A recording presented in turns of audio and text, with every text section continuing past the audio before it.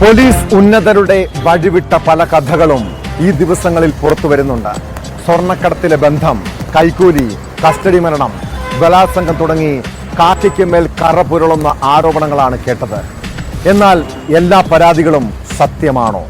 ഇതിന്റെ മറവിൽ ചിലർ പ്രതികാരം വീട്ടാൻ വ്യാജ കഥകൾ സൃഷ്ടിക്കുന്നുണ്ടോ? മലപ്പുറം SP ആയിരുന്ന സുജിത് ദാസും SHO വിനോദും ബലാത്സംഗം ചെയ്തെന്നും DYSP VV ബെന്നി മോശമായി പെരുമാറിയെന്നും ആരോപിച്ച് ഒരു വീട്ടമ്മ രംഗത്തെത്തിയിരുന്നു. എന്നാൽ വീട്ടമ്മയുടെ പീഡനാരോപണങ്ങൾക്ക് പിന്നിൽ മുട്ടിൽ മരമുറി കേസിന്റെ പ്രതികാരമെന്നാണ് പോലീസ് ഉദ്യോഗസ്ഥർ പറയുന്നത്. പരാതി ഗൂഢാലോചനയുടെ ഭാഗമാണെന്നും നിയമപരമായി നേരിടുമെന്നും 3 ഉദ്യോഗസ്ഥരും വ്യക്തമാക്കി.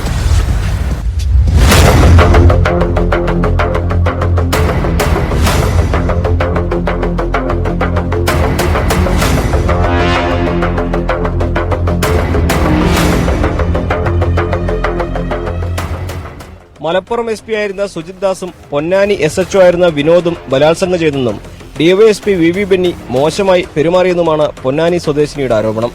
ആരോപണത്തിന് പിന്നിൽ ഗൂഢാലോചനയുണ്ടെന്നാണ് പോലീസ് ഉദ്യോഗസ്ഥർ പറയുന്നത്. വീട്ടമ്മയുടെ ആരോപണത്തിന് പിന്നിൽ സ്വകാര്യ ചാനലുകാരുടെ ഗൂഢലക്ഷ്യമുണ്ടെന്ന് താനൂർ DYSP VV ബെന്നി പറഞ്ഞു. ഗൂഢാലോചന അന്വേഷിക്കാൻ DGPക്ക് പരാതി നൽകും. മാനനഷ്ട കേസും ഫയൽ ചെയ്യും. മുട്ടൽ മരമുറി കേസിന്റെ അന്വേഷണ ഉദ്യോഗസ്ഥനെന്ന നിലയിൽ തന്നെ വേട്ടയാടുകയാണ്.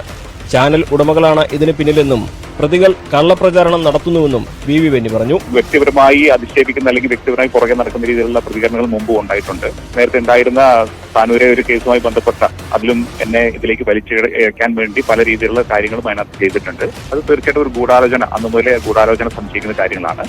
ഈ സംഗതിയും ഇതിനും ഒരു അടിസ്ഥാനമില്ലാത്ത പരാതിയിൽ ഇത്രത്തോളം മോശമാക്കുന്ന രീതിയിൽ ആരോപണങ്ങൾ ഉന്നയിക്കുന്നത് തീർത്തും ഇതൊരു ഗൂഢാലോചനയുടെ ഭാഗമായിട്ട് തന്നെയാണ് കരുതുന്നത്. മുട്ടൽ മരമുറി കേസിന്റെ ഇൻവെസ്റ്റിഗേറ്റിംഗ് ഓഫീസർ ഞാനാണ്, ഇപ്പോഴും കണ്ടിന്യൂ ചെയ്യാണ്. 2021 ബത്തേരി DYSP ആയിരിക്കുന്ന സമയത്താണ് ഇൻവെസ്റ്റിഗേഷൻ സ്റ്റാർട്ട് ചെയ്തത്. DGPയുടെ നിർദ്ദേശപ്രകാരമാണ് ഇപ്പോഴും ഞാനത് കണ്ടിന്യൂ ചെയ്യുന്നത്. ആ കേസ് കുറ്റപത്രം സമർപ്പിച്ചുകൊണ്ടിരിക്കുകയാണ്. 43 കുറ്റപത്രം സമർപ്പിക്കേണ്ടതിലെ 6 കുറ്റപത്രങ്ങളാണ് സമർപ്പിച്ചിരിക്കുന്നത്. ബാക്കിയുള്ള കുറ്റപത്രങ്ങൾ സമർപ്പിച്ചുകൊണ്ടിരിക്കുകയാണ്. പല കേസുകളിലും ഇതുപോലെ രീതിയിൽ ടാർഗറ്റ് ചെയ്തുകൊണ്ട് ന്യൂസുകൾ വരുന്നതായിട്ട് മനസ്സിലായിട്ടുണ്ട്. അതനുസരിച്ച് ഈ അന്വേഷണത്തിൽ തന്നെ മാറ്റണം എന്നുള്ളത് ഞാൻ DGPക്ക് പരാതി കൊടുത്തിരുന്നു. എന്നിട്ടും കണ്ടിന്യൂ ചെയ്യണമെന്ന് DGPയുടെ നിർദ്ദേശപ്രകാരമാണ് ഇപ്പോഴും കണ്ടിന്യൂ ചെയ്തു വരുന്നത്. തനിക്കെതിരെയുള്ളത് വ്യാജ പരാതിയാണെന്ന് CI വിനോദ് വലിയാറ്റൂരും മാധ്യമങ്ങളോട് പ്രതികരിച്ചു. ഇതേ വീട്ടമ്മ തനിക്കെതിരെ നേരത്തെ പരാതി നൽകിയിരുന്നു. അന്നത്തെ DYSPയും സ്പെഷ്യൽ ബ്രാഞ്ച് DYSPയും അന്വേഷിച്ച് ആരോപണം തെറ്റാണെന്ന് കണ്ടെത്തിയതാണ്.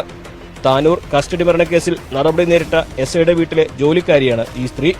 ഇവർ നേരത്തെ പല പരാതികളും നൽകുകയും സ്റ്റേഷന് പുറത്ത് ഒത്തുതീർപ്പാക്കുകയുമാണ് ചെയ്തിരുന്നത്. ഇതറിഞ്ഞതോടെ ഇവരുടെ എല്ലാ പരാതികളിലും കേസെടുക്കാൻ തുടങ്ങി. ഇപ്പോൾ ഉന്നയിക്കുന്ന ആരോപണങ്ങൾക്ക് പിന്നിൽ ഗൂഢാലോചനയുണ്ടോ എന്ന് അന്വേഷിക്കണം. ആരോപണം നിയമപരമായി നേരിടുമെന്നും CI പറഞ്ഞു.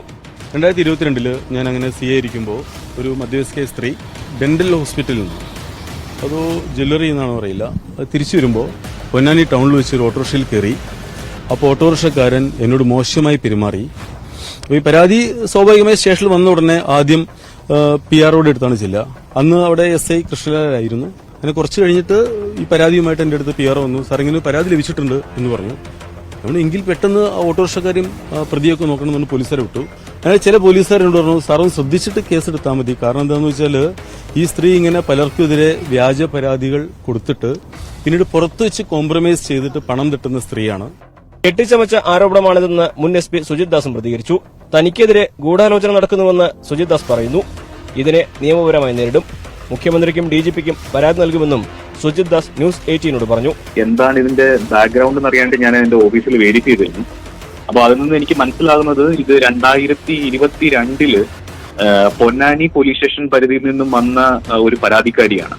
അപ്പോൾ ഇവർ വരുമ്പോൾ ഇവരുടെ പരാതിയുടെ വിഷയം എന്ന് പറയുന്നത് ഇവര് പൊന്നാനി ഇൻസ്പെക്ടർ ആയിട്ടുള്ള വിനോദ് എന്ന് പറയുന്ന ഇൻസ്പെക്ടർ ഇവരെ വീട്ടിൽ പോയി ബലാത്സംഗം ചെയ്തെന്നും അത് DYSP തിരൂരിനോട് പരാതി പറഞ്ഞിട്ട് നീതി ലഭിച്ചില്ല എന്ന് പറഞ്ഞിട്ടാണ് ഇവർ പരാതിയായിട്ട് എന്റെ ഓഫീസിൽ വരുന്നത്.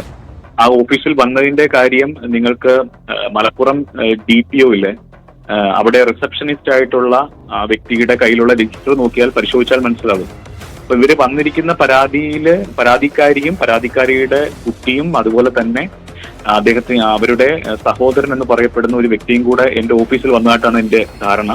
ഇവർ വന്നു, ഈ പരാതി പറഞ്ഞു. ഈ പരാതി ഞാൻ അന്വേഷിക്കാനായിട്ട് ഡിവൈഎസ്പി സ്പെഷ്യൽ ബ്രാഞ്ച് ആയിരുന്ന KM ബിജുവിന് ഞാനത് കൊടുത്തു. അദ്ദേഹം ഇന്ന് ഇപ്പോഴത്തെ തിരൂർ ഡിവൈഎസ്പി ആണ്.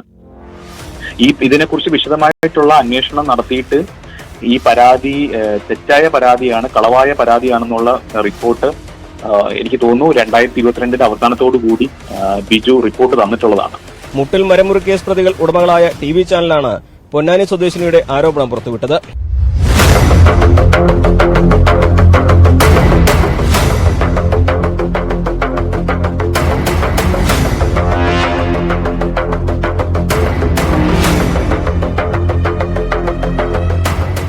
ന്യൂസ് 18 മലപ്പുറം.